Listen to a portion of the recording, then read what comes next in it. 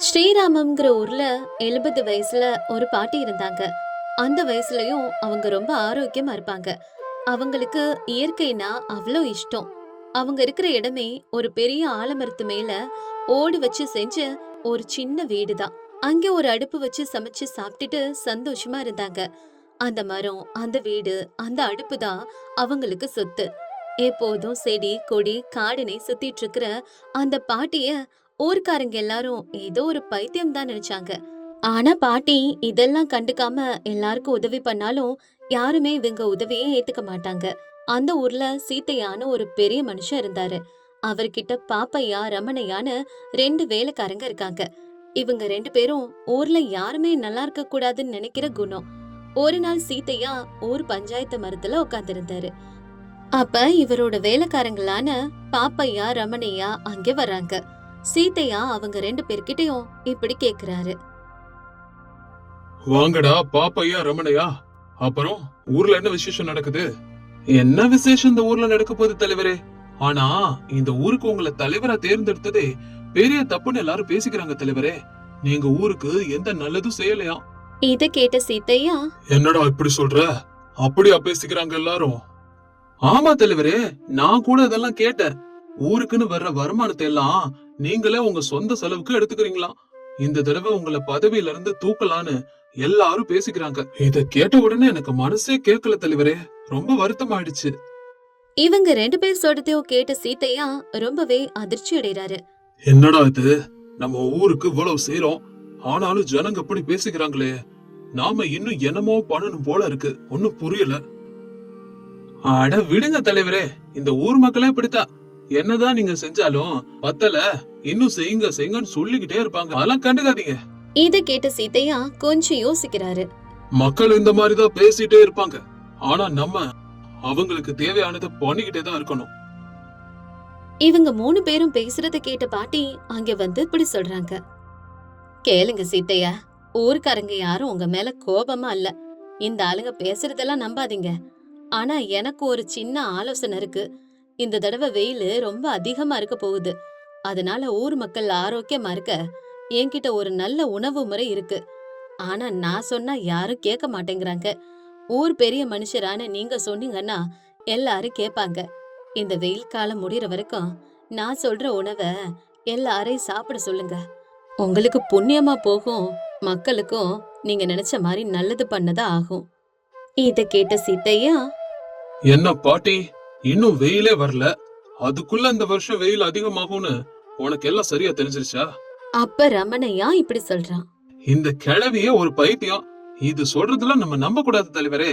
ஊர்ல இது பேச்சு யாரும் கேட்க மாட்டாங்க. ஏய் பாட்டி, இருட்டுனா உனக்கே கண்ணு தெரியாது. இதுல மாசம் கழிச்சு வர்ற வெயில் தெரியுதோ? சொன்னதெல்லாம் போதும், முதல்ல இங்க இருந்து கிளம்பு பாட்டி. தேவையில்லாம வந்து பேசிக்கிட்டு என்னத்தையாவது உளர வேண்டியது. எல்லாத்தையும் நம்பிடணுமா? இது கேட்ட பாட்டி இப்படி சொல்றாங்க. டே ரமணையா, பாப்பையா, நீங்கெல்லாம் பிறக்கிறதுக்கு முன்னாடில இருந்தே நான் இந்த ஊர்ல இருக்கவடா. இந்த தடவை வெயில் ரொம்ப மோசமா இருக்கும். நல்லா எனக்கு தெரியும். நான் இதெல்லாம் எதுக்கு சொல்றேன்? எல்லாரும் நல்லா இருக்கணும் தான் பெரியவர்கிட்ட சொல்ல வந்தேன். நடுவுல நீங்க 2 பேரும் ஏன்டா பேசுறீங்க? வாய மூடிக்கிட்டு அமைதியா இருங்க. தலைவரே, இவனுங்க 2 பேர் பேச்சே கேட்காதீங்க. இவனுங்க இல்லாததை பொல்லாததை சொல்லி உங்க வேலைக்கே வேட்டு வச்சிருவானுங்க. அந்த மாதிரி மோசமான பயலுங்க வனுங்க. அதனால இவனுங்க 2 பேரை நம்பாதீங்க தலைவரே. என்ன பாட்டி, என்னென்னமோலாம் சொல்ற? வாய்க்கு வந்ததெல்லாம் அடிச்சு விடுற. ஆனா இவங்க 2 பேரும் சொல்றதுல நியாயம் இருக்குல்ல பாட்டி? அந்த மரம், அந்த ஓட்டு வீடு, நீ சாப்பிடுற இளத்தலைங்களை பார்த்துட்டு உன்னை யார் நம்புவா? ஊர்ல இருக்க ஒருத்தரும் நீ பேசுறத நம்ப மாட்டேங்கிறாங்க. உன்ன பைத்தியம்னு சொல்றாங்க. அதுவும் இல்லாம வெயில் காலம்னா அதிகமா வெயில் இருக்கத்தான் செய்யும். அத ஊர் மக்களும் நாங்களும் பாத்துக்கிறோம் பாட்டி. நீ அத பத்தி எல்லாம் கவலைப்படாம போய் மரத்தடியில தூங்கு. கிளம்பு பாட்டி இங்க இருந்து. தேவையில்லாதது பேசிக்கிட்டு. சீத்தையா இப்படி சொன்னதும் அந்த வேலைக்காரங்க 2 பேரும் சிரிக்க ஆரம்பிக்கிறாங்க. இதுக்கப்புறம் பாட்டி என்ன சொல்றதுன்னு அங்கிருந்து கிளம்பிடுறாங்க. கொஞ்ச நாள்லே வெயில் பயங்கரமா கொளுத்த ஆரம்பிக்குது. மக்களுக்கெல்லாம் வெயில்னால உடம்பு சரியில்லாம போகுது. அதனால யாரும் வீட்டை விட்டு வெளியே வராம இருக்காங்க. ஒரு நாள் பஞ்சாயத்து மரத்துக்கிட்ட தலைவரை பாக்குறதுக்காக அங்க வெங்கட்டையாவும் கமலாம்மாவும் வர்றாங்க. அங்க இன்னும் சில மக்களும் வராங்க. அப்ப வெங்கட்டையா ஊர் தலைவர்கிட்ட இந்த மாதிரி சொல்றாரு. தலைவரே, எங்கனால முடியல. 2 நாளைக்கு முன்னாடி வரைக்கும் நல்லா இருந்த எங்க அப்பா அம்மா 2 பேரும் இறந்துட்டாங்க. என்ன பண்றேனே தெரியல தலைவரே. வெயில் கொளுத்துது. ஆமாங்க தலைவரே, என் சின்ன பையன் வாந்தி எடுத்து முடியாம கிடக்குறான். என்ன பண்றது தலைவரே? ஏதாவது வழி சொல்லுங்க தலைவரே.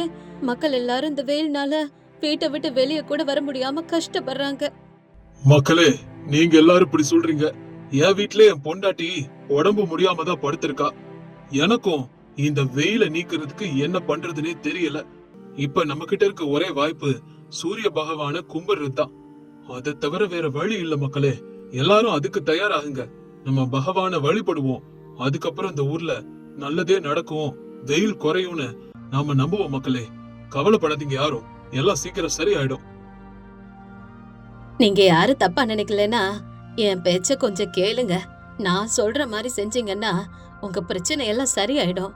அதுக்கு ஊர் மக்கள் இப்படி சொல்றாங்க. ஏ பாட்டி, இங்க ஏற்கனவே ஜனங்க செத்துட்டு இருக்காங்க. நீ வேற தேவையில்லாம பேசாத. சின்ன வயசு பிள்ளைங்க கூட இந்த வெயில் தாங்க முடியாம சாகுறாங்க. ஆனா கிழவி, நீ மட்டும் எப்படி ஆரோக்கியமா இருக்க? அதானே, ஊர் மக்கள் எல்லாரும் வெயில் தாங்க முடியாம கஷ்டப்பட்டுக்கிட்டு இருக்காங்க. பாதி பேர் செத்து போறாங்க. ஆனா நீ மட்டும் எப்படி இவ்வளவு ஆரோக்கியமா இருக்க? அப்ப இதெல்லாம் உன் வேலை தானா? எங்களுக்கு என்னமோ சந்தேகமா இருக்கு. இதெல்லாம் நீதான் பண்ணிருப்பியோன்னு. நீ எதுவும் ஊருக்கு சூனி எதுவும் வச்சுட்டியா என்ன? அப்படித்தான் தோணுது. சொல்லு கிழவி, இந்த ஊருக்கு நீ என்ன பண்ண? அதனாலதான் மக்கள் எல்லாரும் இப்படி கஷ்டப்படுறாங்களா? நீ மட்டும் எப்படி நல்லா இருக்க? ஒழுங்கு மரியாதையா உண்மை என்னன்னு சொல்லிடு. அப்படி அங்க இருக்க ஒருத்தி சொன்னதும் ஊர்க்காரங்க மொத்தமா பாட்டிய திட்ட ஆரம்பிக்கிறாங்க. பாட்டி தான் இதுக்கு காரணங்கிற மாதிரி பேசுறாங்க. ஏய் கிழவி, ஏதோ ஊருக்கு சோனிய வச்சுட்டு இப்ப நல்லவ மாதிரி இங்க பேச வரியா? தலைவர் ஊர் மக்கள் பேசுறது எல்லாத்தையும் கேட்டுக்கிட்டு தான் இருக்காரு. அப்ப ரமணையா இப்படி சொல்றான். தலைவரே, முதல்ல இந்த கிழவி இங்க இருந்து போ சொல்லுங்க தலைவரே. இந்த கிழவிதான் ஊருக்கு ஏதோ சூனிய வச்சிருக்குன்னு நினைக்கிறேன். அதான் இப்படி நல்லது பண்ற மாதிரி வந்து பேசி நடிக்குது. ஏ பாட்டி, உண்மைய ஒழுங்கு மரியாதை சொல்லு. இந்த ஊருக்கு என்ன செய்வேன்னு வச்ச? நீ தனியா அந்த மரத்துல வீடு கட்டி உட்கார்ந்துட்டு இருக்கும் போதே நீ ஏதோ மாய மந்திரம் பண்ற நல்லா தெரியுது. இதெல்லாம் கேட்ட பாட்டி இப்படி சொல்றாங்க. நீங்க எல்லாரும் என்ன தப்பா புரிஞ்சு வச்சிருக்கீங்கன்னு எனக்கு நல்லா தெரியுது. இருந்தாலும் நான் சொல்றத செய்யுங்க. எங்க தாத்தா பாட்டி காலத்துல இருந்தே இயற்கையை எப்படி எதிர்கொள்ளணும்னு எங்களுக்கு சொல்லி கொடுத்திருக்காங்க. வெயில எப்படி சமாளிக்கணும்னு அவங்க கத்து கொடுத்த வித்தை தான் இது. தயவு செஞ்சு நான் சொல்ற உணவை சாப்பிட்டு பாருங்க. மாற்றம் தெரியலனா அப்புறம் என்ன ஊரை விட்டு கூட துரத்துங்க. அத பத்தி எனக்கு கவலை இல்ல. நீங்க எல்லாரும் நல்லா இருக்கணும். அதனாலதான் நான் உங்களுக்காக இதெல்லாம் சொல்றேன். நீங்க என்ன மோசமா பேசினாலும் பரவாயில்ல. நீங்க என்ன பத்தி தெரியாம தான் பேசுறீங்கன்னு நான் நினைச்சுக்கிறேன். ஆனா நான் சொல்றத நீங்க செஞ்சா மட்டும்தான் இப்போதைக்கு ஊரை காப்பாத்த முடியும். அத புரிஞ்சுக்குங்க. நான் சொல்ற உணவை நீங்க சாப்பிட்டாதான் இந்த வெயில்ல இருந்து உங்களை பாதுகாத்துக்க முடியும். ஆனா இப்பவும் பாட்டி சொல்றத யாரும் கேக்குற மாதிரி இல்ல.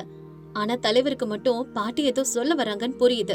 அவரு இப்ப இப்படி சொல்றாரு. எல்லாரும் உங்க பேச்ச கொஞ்சம் நிறுத்துங்கப்பா. அந்த பாட்டி என்னதான் சொல்ல வராங்கன்னு நம்ம தெரிஞ்சுக்கலாம். ஒருவேளை நம்மளுக்கு நல்லது இருந்தா அதுபடி நம்ம செஞ்சா நம்ம பிள்ளைங்க எல்லாம் குணமாகும் இல்லையா? என்னதான் சொல்ல வராங்கன்னு கேப்போம்ப்பா. நீங்களே ஆளுக்கு பேசாதீங்க. கொஞ்ச நேரம் அமைதியா இருங்க. பாட்டிமா, நீங்க என்னன்னு சொல்லுங்க. அதுக்கப்புறம் பாட்டி சில குளிர்ச்சியான உணவு வகைகளை சொல்லி அதை எல்லாரையும் விறகடுப்புல செஞ்சு சாப்பிட சொல்றாங்க. அது மட்டும் இல்லாம அவங்க வீட்லயே செஞ்சு கொண்டு வந்து மத்த எல்லாருக்கும் சாப்பாடு போடுறாங்க. ஊர்ல இருக்கவங்க எல்லாருமே அந்த வெப்பத்தை இப்ப எதிர்கொள்ள தயாராயிட்டாங்க. இப்போதைக்கு அந்த வெயில் அவங்கள எதுவுமே பண்ணல. பாட்டியால தான் எல்லாரும் குணமானோன்னு தெரிஞ்சதுக்கு அப்புறம் ஊர் மக்கள் எல்லாரும் சேர்ந்து பாட்டி கிட்ட மன்னிப்பும் நன்றியும் சொல்றாங்க. பாட்டி, மக்களையும் என்னையும் நீ மன்னிக்கணும். நாங்க எல்லாரும் உன்னை தப்பா புரிஞ்சுக்கிட்டோம். நீ இன்னைக்கு செஞ்சு கொடுத்த குளிர்ச்சியான சாப்பாட்டுனாலதான் நாங்க எல்லாரும் இப்ப தெம்பா இருக்கோம். உனக்கு நாங்க என்ன உதவி செய்யணும்னு கேளு. நாங்க எல்லாருமே செய்ய தயாரா இருக்கோம் பாட்டி. எங்களை தயவு செஞ்சு மன்னிச்சிரு பாட்டி. நாங்க உன்னை மரியாதை குறைவா நடத்திருக்க கூடாது. தலைவரே, நான் என்ன பண்ணிட்டேன்? நம்ம ஊர்ல கிடைச்ச இயற்கையான தாவரங்களை வச்சுதான் சமைச்சு கொடுத்தேன். அவ்வளவுதான். இந்த மரம், இந்த வீடு, அந்த அடுப்பே எனக்கு போதும்பா. எனக்கு வேற எதுவும் வேணாம். நீங்க எல்லாரும் சந்தோஷமா இருந்தா, இந்த ஊர் நல்லா இருந்தா எனக்கு அதுவே போதும். எனக்கு இந்த ஊர்ல வேற எந்த குறையும் இல்ல. அதனால நீங்க எல்லாரும் நான் சொன்ன மாதிரி அப்பப்ப உணவு வகைகளை இயற்கையா சமைச்சு சாப்பிடுங்க. அப்போ நம்மள எந்த வெப்பம் குளிரு எதுவும் தாக்காது. பாட்டியோட நல்ல மனசை நினைச்சு அந்த ஊர்ல இருக்க எல்லாருமே பெருமைப்பட்டு பாட்டிக்கு நன்றி சொன்னாங்க.